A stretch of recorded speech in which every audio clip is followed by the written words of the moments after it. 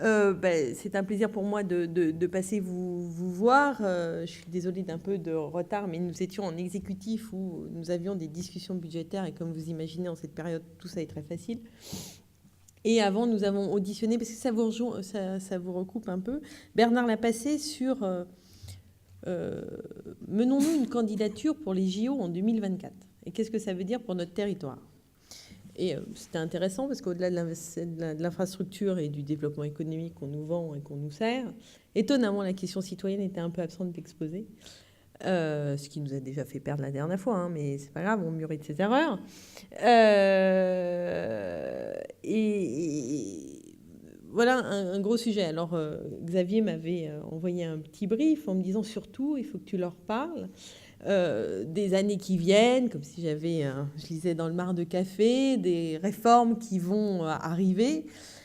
Je ne saurais pas plus que vous parler des réformes qui vont arriver. Peut-être vous dire que, quand même, j'allais dire, c'est pas la fin du petit cheval. Je pense qu'on a tous connu des évolutions professionnelles sur nos collectivités, nos territoires, la façon dont ils sont gérés, les compétences qu'on y exerce, et personne n'en est mort, en fait. Bien au contraire.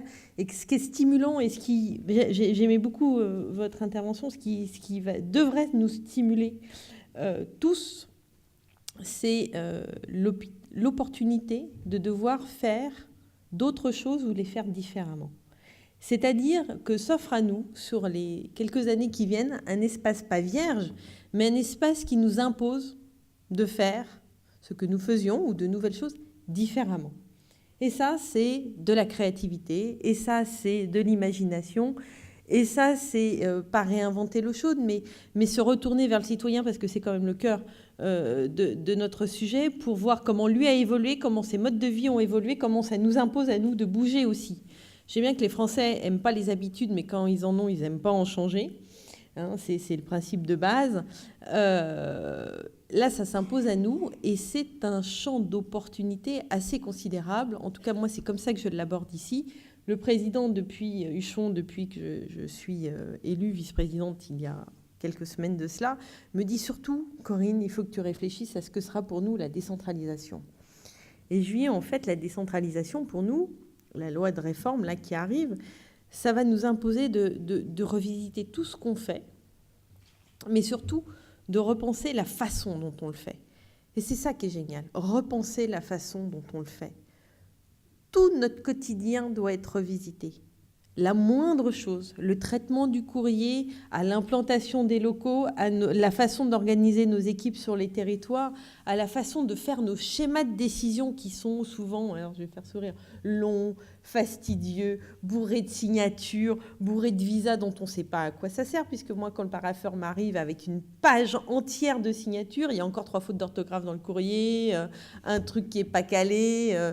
Donc on se dit, les gens se disent, c'est celui d'après qui vérifiera cela. On n'en aurait que 2 que celui qui fait le courrier, on serait d'autant plus responsable et d'autant plus valorisé dans son métier, par exemple.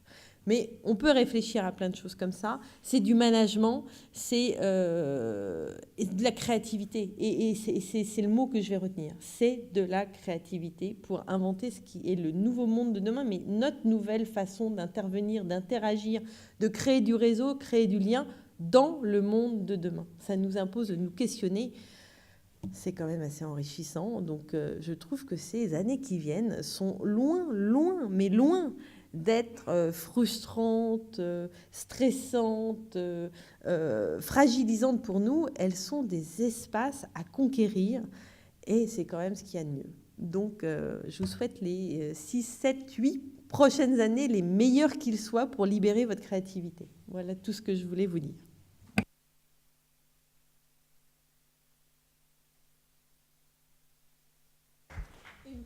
Et une très bonne après-midi de travail. Merci beaucoup, merci à tous les intervenants, Marc, Xavier, Frédéric. Nous allons donc déjeuner. Le déjeuner se passe de l'autre côté de la rue. Vous aurez des personnes qui vont vous indiquer le chemin. Et on se retrouve ici à 13h45, sans faute. À tout à l'heure. Bon appétit.